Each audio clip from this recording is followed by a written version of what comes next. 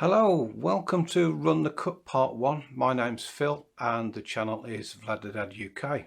If you saw my first video, you'll know that I've challenged myself to run all of the Midlands canals, which in total comes to about 850 kilometres, if you count the fact that I've got to run them twice, because I've got to run them in sections out and then back again. Well, it's quite a feat and it'll take me quite a bit of time to do, but you've got to start somewhere. So this is the first video of, I think, 4 videos on my first canal, which is the Staffordshire and Worcestershire canal. It starts at a village called Great Haywood, which is just east of Stafford.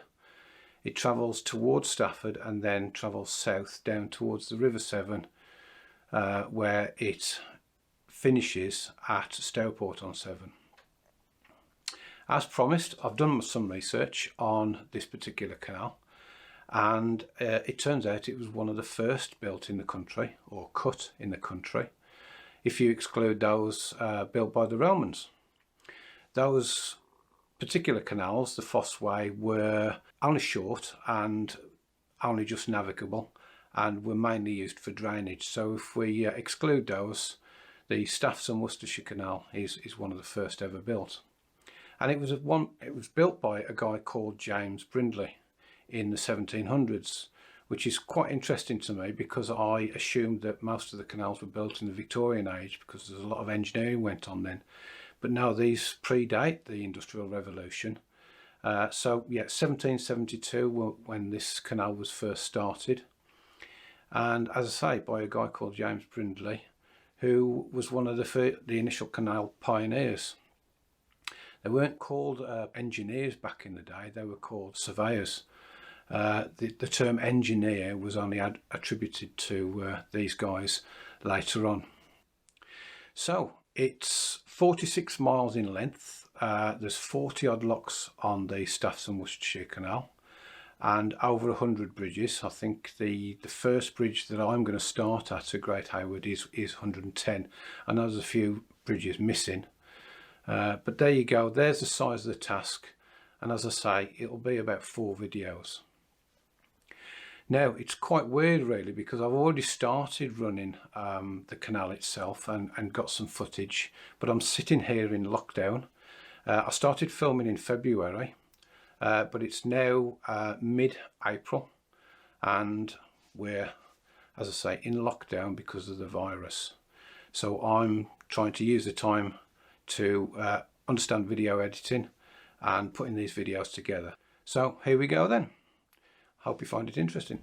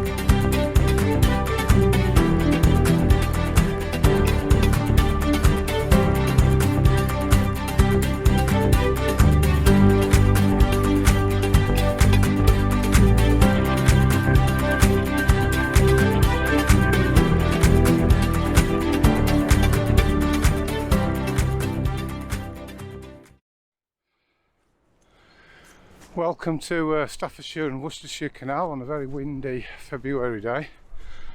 Gosh, I've just stopped running because it's getting too treacherous. The mud is going to land me in the canal if I'm not careful. Luckily just I went slipping towards the embankment, but you know, it was luck. I think I'm pushing my luck a bit too far now. I've ran from Little Haywood up the Trent and Mersey to the junction of the Staffs and Worcester Canal and taken that branch, and that leads me to here, just past Folly as far as I can tell, to do with Shugborough, but I'll do some research on that. This is the section of canal that I've just done that piece of camera to. It's called the Tixall Wide, and as you can see, it really does open out into a very wide body of the canal. The canal itself was built quite narrow, as canals go, but this looks more like a lake.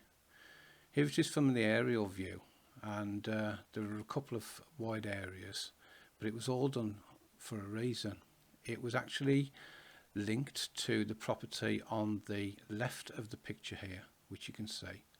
If you can just make out Tixall Gatehouse, really ornate structure that isn't a folly, and I don't think it's linked to Shugborough in any way. It's actually linked to Tixall Hall, which no longer exists. Tixall Hall was demolished in 1927, but this was left behind on the grounds. There are other elements of the ground still intact, but the hall itself, which you can see there, has long since gone. The hall was built in 1580 and actually housed Mary Queen of Scots. She was imprisoned there at one point. It was built by Walter Aston, but at the time of the cutting of the Staffordshire and Worcestershire canal, it was owned by a Barbara Clifford, which was the daughter of the 5th Lord Aston, and she inherited the hall in 1768, and that was when she became of age, when Lord Aston died in 1751. And the reason for the wides is that it was a stipulation that if the canal was going to be cut through the area, through the grounds, then it needed to look like a lake.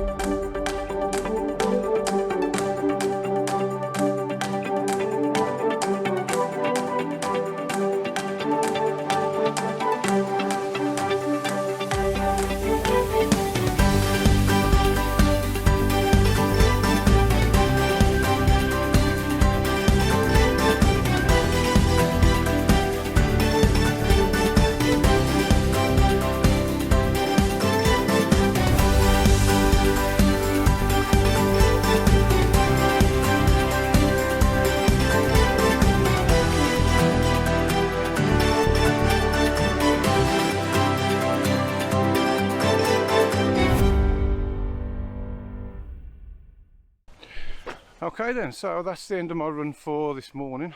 I'm at the end of the stretch I intended to run on the Staffordshire and Worcestershire Canal. I'm at Bassage, I think it's pronounced. I'm sure I've been through it in the car before, but never through it on the canal. I'm going to put the camera away now, I think, and run back, which is it's going to be a decent run. I've stopped quite a bit along the way. I'll see you in the next section. Welcome to another fantastic Sunday with me, Vlad the Dad, and the series Run the Cut. I'm back on the the Staffordshire and Worcestershire canal. It's just stopped raining, so I think we're going to run into some showers, but not entirely sure. You join me on a late afternoon, middle of March, trying to get as much running in before the coronavirus lockdown.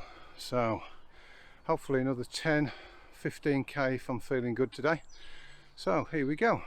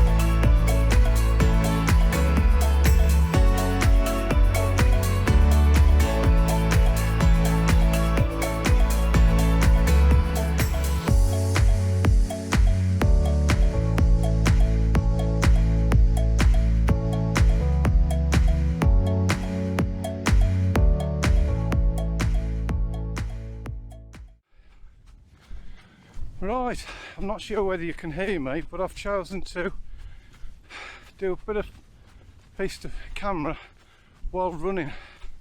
I'll obviously have a look at this when I get back to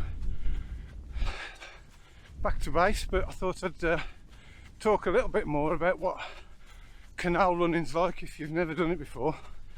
I was saying to somebody the other week that, and I think I've said it at the beginning of this series of films, that in theory it should be nice and easy, it should be flat and easy to do, but I'm finding the exact opposite, certainly in the wet weather. Excuse me, that's just my watch. It's really hard to get a footing and you find yourself bouncing around all over the place, so it's not as easy as I thought. And of course some of the canal banks aren't as well laid as you might want for an easy run, but they're certainly better than forest tracks in many ways, but not quite as easy as I first thought.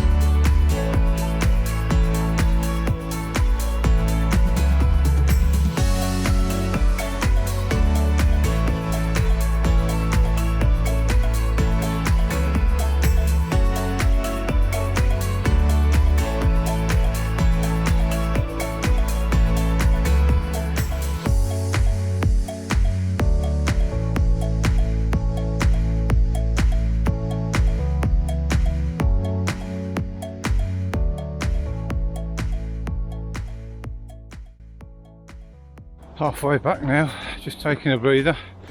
As you can see, the sun's setting really nicely, and it's turning the canal into something wonderful. Still got the drone of the M6 in the background, but it seems to have quietened a little as the sun's setting. Here, a train there. What a fantastic part of the time of the evening this is, especially on a nice sunny day. It's cleared up really well.